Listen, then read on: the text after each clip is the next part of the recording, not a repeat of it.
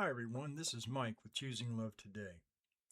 As we continue our Heroes Who Waited series, and as we continue preparing our hearts as we go through the book of Acts, I wanted to talk to you about Moses.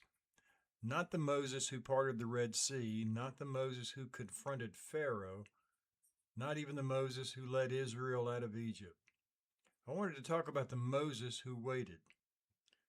Because before Moses ever stepped into leadership, before he ever performed a miracle, before he ever spoke for God, he spent 40 years in a place nobody ever talked about, obscurity.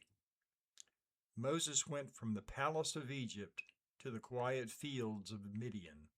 No crowds, no spotlight, no influence, no platform, just sheep, silence, and waiting.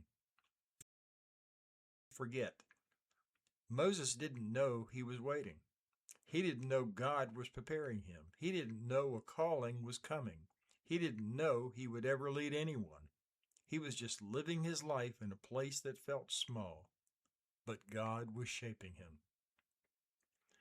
God was forming humility. God was forming patience. God was forming character. God was forming a shepherd's heart. Because before Moses could lead people, he had to learn how to lead sheep. And this ties directly to the book of Acts. Acts is full of movement, preaching, miracles, mission, boldness. But every leader in Acts had a season where God shaped them quietly before he could use them publicly. Peter waited. John waited. Paul waited. The disciples waited in the upper room. The early church waited for the Spirit. And Moses waited in Midian. Some of you are in that same place. You're not in a palace. You're not in a spotlight.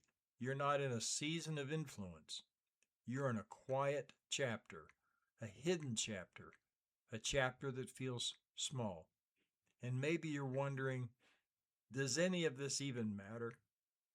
Let me speak this to you gently and directly.